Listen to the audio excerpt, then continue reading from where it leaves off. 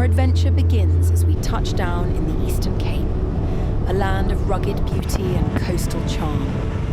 Before we set foot on the Leopard Trail, we spend 2 nights along the stunning coastline. So cool. This is like a proper James Bond house. An introduction to the wild, untamed landscapes that lie ahead.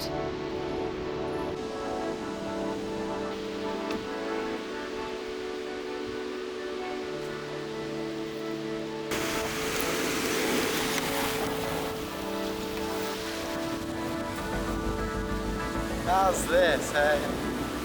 Wow, I'm absolutely loving this. There's something so special about the Western Cape.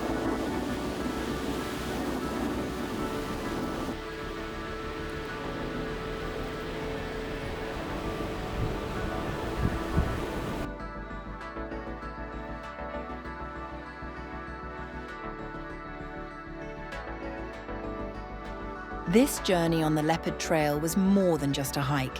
It was a bonding experience between my mum and me. While we weren't alone on the trail, this trip gave us the chance to spend uninterrupted days together, just the 2 of us, away from the noise and distractions of everyday life.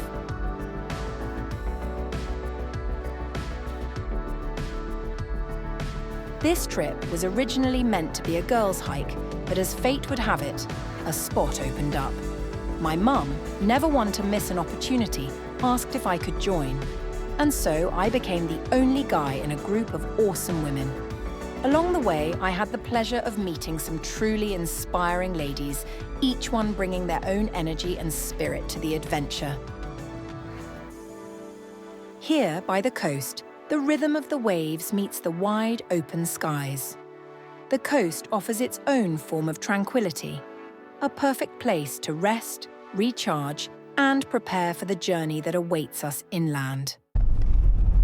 With the coastal views still fresh in our minds, we now venture into the heart of the Baviaanskloof Nature Reserve.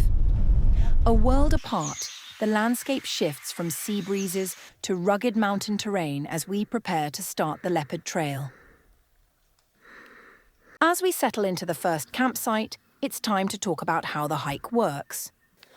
How do they know whose boxes are collected? Well, we'll know that tomorrow. By tonight. The Leopard Trail is a slack-packing adventure, which means we don't carry our heavy backpacks every day. Instead, we pack up only the essentials, our food, water, and personal items, and our main gear gets transported ahead to each camp. Each campsite, aside from the starting one, is designed with just the bare necessities: a bed, a basic kitchen, and a flushing toilet. It's all about comfort after a long day on the trail. And we were lucky enough to have a plunge pool at each camp to cool off in. A perfect way to relax after a challenging day of hiking.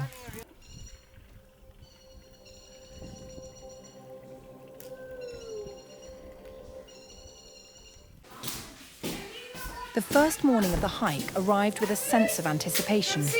We woke up early, not knowing exactly what lay ahead, but eager to start the adventure. As if nature itself was welcoming us, a beautiful rainbow appeared in the sky, setting the perfect tone for our journey.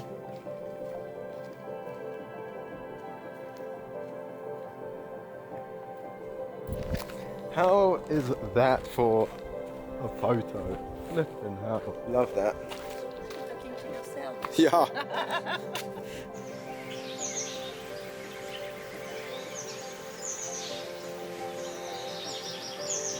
How's this? Nice morning. Sunrise. Oh, look how the sun's coming over that mountain there. Absolutely stunning. I'm gonna have to get a good photo. You can see it there. Oh my word, look at that.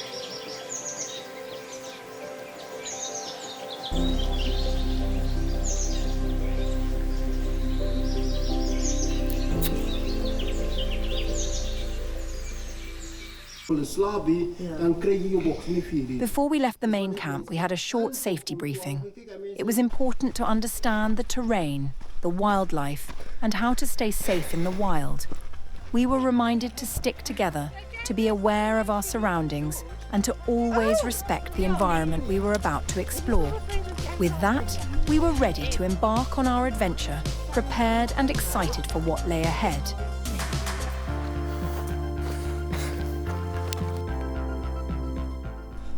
Hike has begun. Very cool, very exciting. Lots of scat everywhere. Not sure what animals they are. Looks like normal dung from a horse or something. But the entire briefing was in Afrikaans. And my Afrikaans is very much lacking. By that I mean non-existent. I just heard stuff about snakes and don't get bitten. So I mean, probably tell me enough. It's kind of how the day started. And I got my green Smurf behind me, my mum. Very cool. I had to walk at the back as I was in charge of the satellite phone in case of emergency. To be honest, there was just a tactic to avoid any chance of a snake bite. I'm at the back anyways. No, go. Wherever you want to. Oh no, I'm enjoying it. Okay, I'm going to walk at the back. Oh, if there's a snake, you guys will find out first. So you're going to help us speak here as well. And then you've got somebody too. Yeah, I can film whoever's dying. I can film the injured being at the back. No. That is so sweet. Cute man. It's a little sweetie thing. Tiny.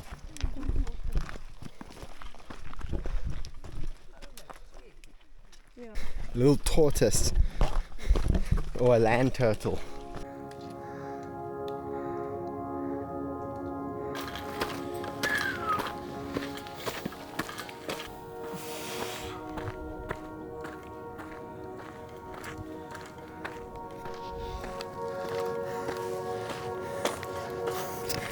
A very rough climb straight out the bat.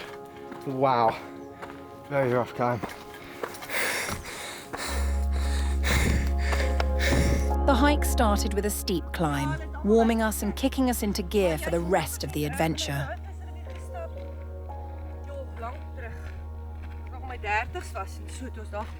After the climb, we were with a beautiful plain on top of the hills that continued for a couple of kilometers. The landscape was already stunning, and we were eager to see what awaited us at the end of the trail.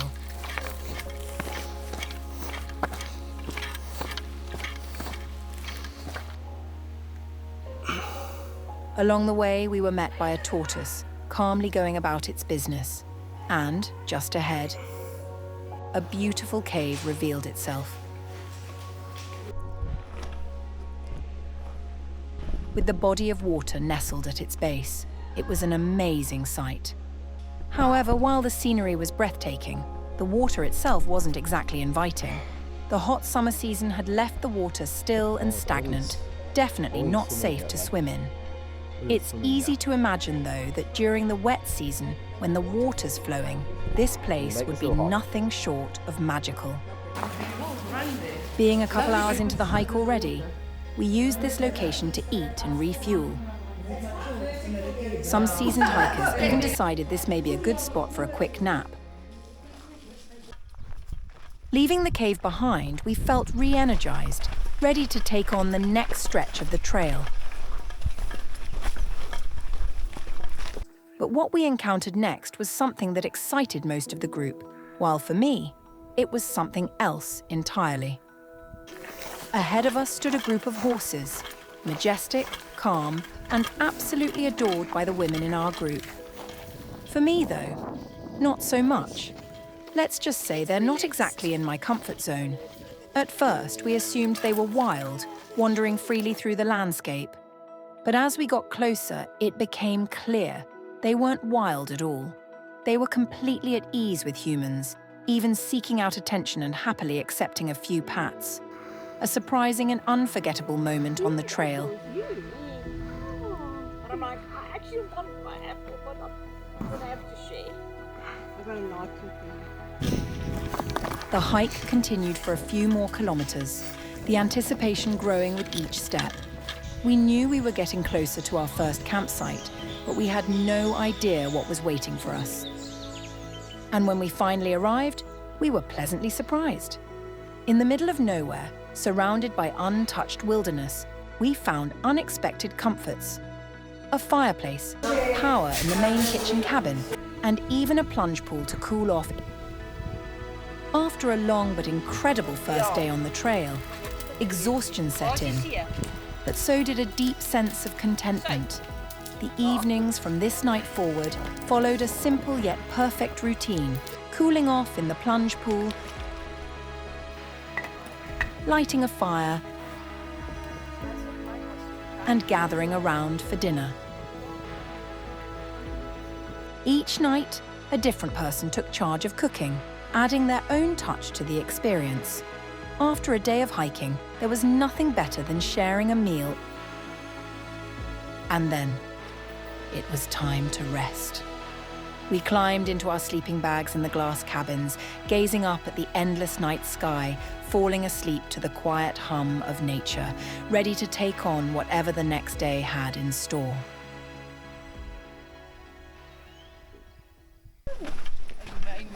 Day 2 greeted us with a change in mood. The excitement was still there, but the weather had taken a turn. Overcast, windy, and dry. It wasn't the most inviting start, but we had 18 kilometers ahead of us, and there was no turning back. The first half of the day was a test of endurance.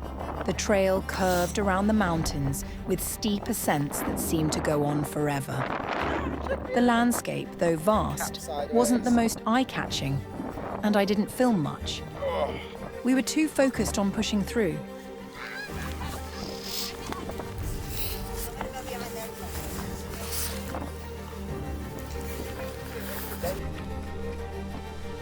That's very cool. Halfway through, we reached the beginning of what should have been a flowing ravine river, but in the dry season, it was nothing more than a memory of water.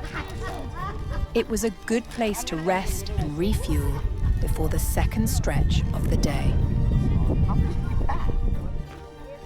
The rest of the trail led us down into the ravine, a long and winding descent that eventually brought us to our next campsite.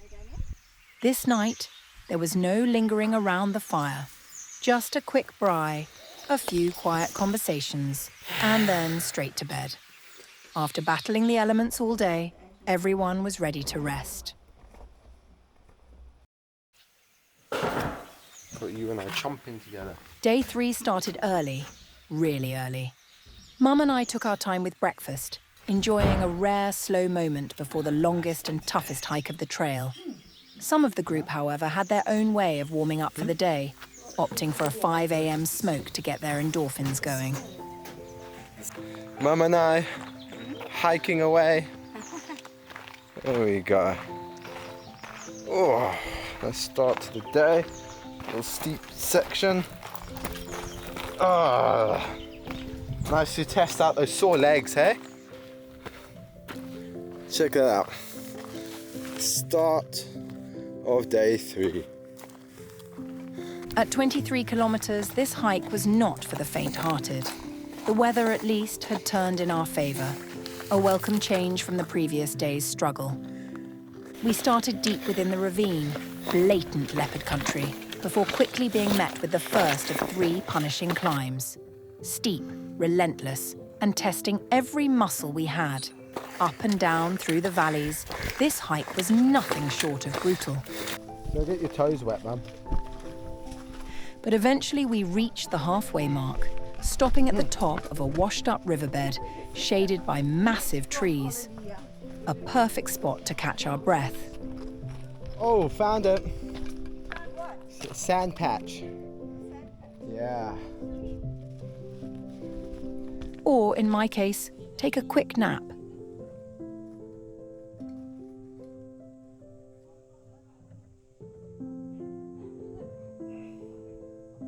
It didn't last long.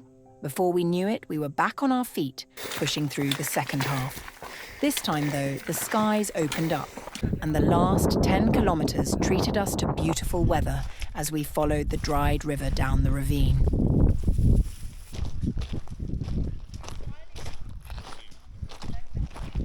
And then, finally, camp. With the perfect weather, we wasted no time diving into the water, washing away the exhaustion of the day. That evening, as we sat around the fire, there was something different in the air. A deep sense of serenity, a quiet reward for the effort we had put in.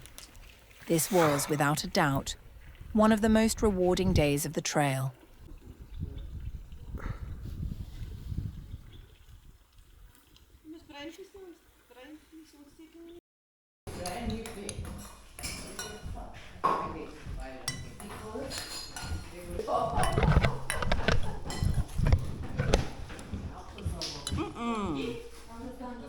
Day 4, the final stretch. We woke up to weather that just couldn't seem to make up its mind. One moment, clear skies, the next, brooding clouds on the horizon. I'm already cold.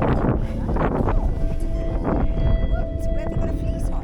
You know, How can you be cold? well, warm up ones, like gloves. No, man, come on, man. Yeah, it's not A fitting start for what would be the most breathtaking hike yet. Though shorter than the previous day at 14 kilometers, this hike made up for it in pure vertical ascent.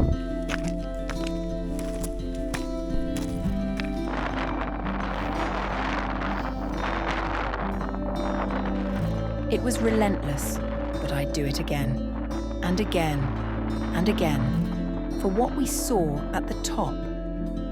Standing on the peak, surrounded by nothing but mountains and sky, with rainbows breaking through distant storms, it was surreal. Moments like these remind you just how small we really are, how insignificant our daily worries seem against the scale of nature. And somehow, that realization is incredibly refreshing. Eventually, all trails must end, and this one led us back to where it all started. We made our way down. Nature had one last gift for us. The wind howled, the rain poured, and then, just like that, the sky painted our path with a rainbow. It felt like following the yellow brick road home, a final reminder of the magic this trail had given us. Done. Done it. Done. 130 Ks. Oh, you're right. Little water. More like 62 Ks. We had 3,000 meters of altitude. The Leopard Trail was officially complete. But was it really over?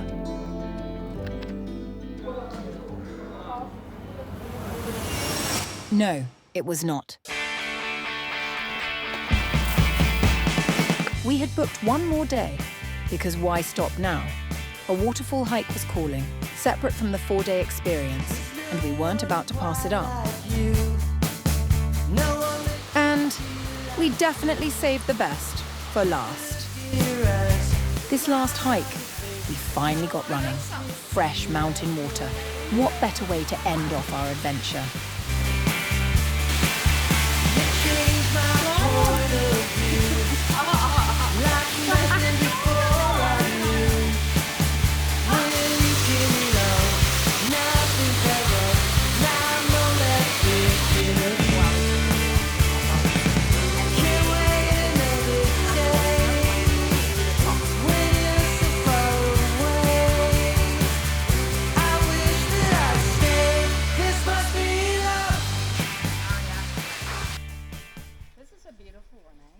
They take so nicely. Oh, I do like it. Yum, yum, yum, yum, yum, yum.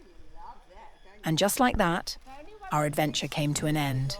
5 days, countless kilometers, and memories that will last a lifetime. This hike wasn't just about the distance we covered or the mountains we climbed. It was about the moments in between. The laughter, the challenges, the quiet appreciation of where we were. For me, it was about spending time with my mum. Just the two of us. No distractions, no competing priorities. Just the trail, our conversations, and the experience we shared. And I wouldn't trade that for anything. Along the way, I met an incredible group of women, each with their own reasons for being here. Each adding something special to the journey. And of course, there was the trail itself. Challenging, rewarding, humbling. It pushed us, but it also gave back in ways we never expected. I left feeling tired, sore, but completely content. The best kind of exhaustion, the kind that reminds you you've done something worthwhile. The Leopard Trail was an experience I'll never forget, and I can't wait for the next adventure.